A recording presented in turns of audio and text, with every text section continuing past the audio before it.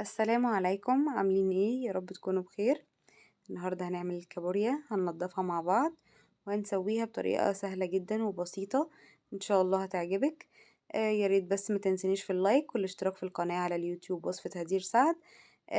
ويا ريت تضغطي على الجرس عشان وتدوسي الكل عشان يوصلك كل جديد انا بعمله.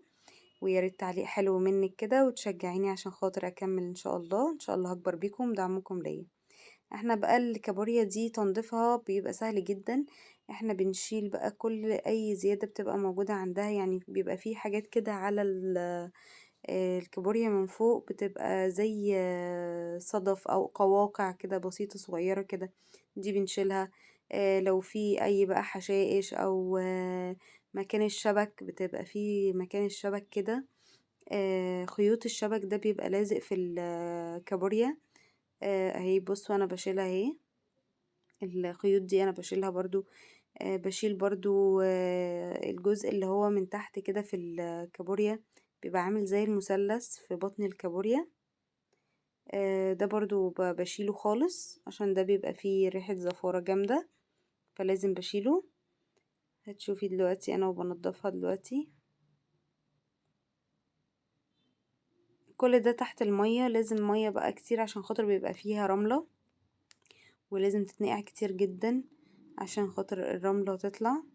بصوا هنا كده بقى احنا بنشيل اي حاجة موجودة على الكابوريا.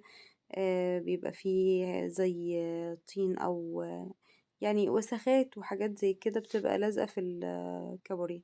هشيل بقى المثلث ده وبس كده. كده احنا ايه، خلصنا كل الشوائب والحاجات اللي احنا عايزة تتشال من الكابوريا. بعد كده هو اهم حاجة بقى النقع زي ما قلتلك. تنقعيها كتير بقى كذا مرة، لان بيبقى فيه كابوريا بتبقى فيها رملة كتيرة قوي. فكل ما تلاقي بقى ان في رملة انقعيها تاني. لا مفيش وخلاص، بقت المية صافية كذا مرة ورا بعض مية صافية، يبقى كده هي خلاص ما فيهاش رملة تاني. ويبقى كده سهلة جدا ان انتي ايه تعمليها بقى، تسويها بقى خلاص. زي ما انت شايفة دي برضو نقع تاني برضو بالليمون. انا بنقع بالليمون عشان ريحة الزفارة، وبحط كمان كمون. ده بيمنع ريحة الزفارة، ما بتخليش فيه زفارة وكده في الأسماك والكابوريا والحاجات دي.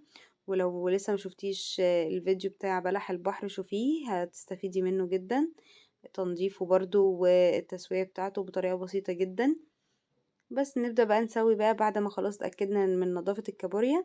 هجيب بقى بصل شرايح كده. الشوربة بتاعة الكابوريا ممكن في ناس بتشربها وفي ناس بتحبها، في ناس لا، يعني دي أذواق. أهم حاجة تكوني بس متنضفة، إنها تكون متنضفة كويس، وده بقى ايه بيخليكي بقى تشربي عادي براحتك لو عايزة تدوقيها يعني. حطيت البصل زي ما وريتكم، وتوم، معلقة توم مفروم وشبت، ومعلقة زبدة صغيرة كده، وليمون. نحط بقى كمون وملح. تمام. وبس كده بقى نقلبها كده، وبعد كده نحط لها قطع من الطماطم تكون صغيرة كده يعني، تطعم معانا الشوربة وتخليها ليها لون حلو. تمام. بس كده ونحطها بقى على النار بقى كده بقى نغطي عليها. والملح ده يعني ما تزوديش ملح عشان خاطر الملح بيكون هي مملحة اصلا شوية، فظبطي الملح شوية يعني ما تخلوش كتير. خليكي مالكة الموضوع الاول. ويا ريت تستخدمي حلة ما تكونش ولا تيفال ولا اي حاجة ممكن تزعلي عليها عشان الكابوريا بتجرحها. تمام. فاستخدمي ألمونيوم احسن او ستانلس. دي الشوربة بقى بتاعتها، هي خدت حوالي ربع ساعة برضو على النار زي بلح البحر كده بالظبط. ما بتاخدش وقت يعني. اول هتلاقيها غيرت لونها كده وبقت، هتلاقيها بقت جميلة كده. يا ريت الفيديو يكون عجبك واستفدتي منه بأي معلومة. شكرا جدا لمتابعتكم ليا، والسلام عليكم.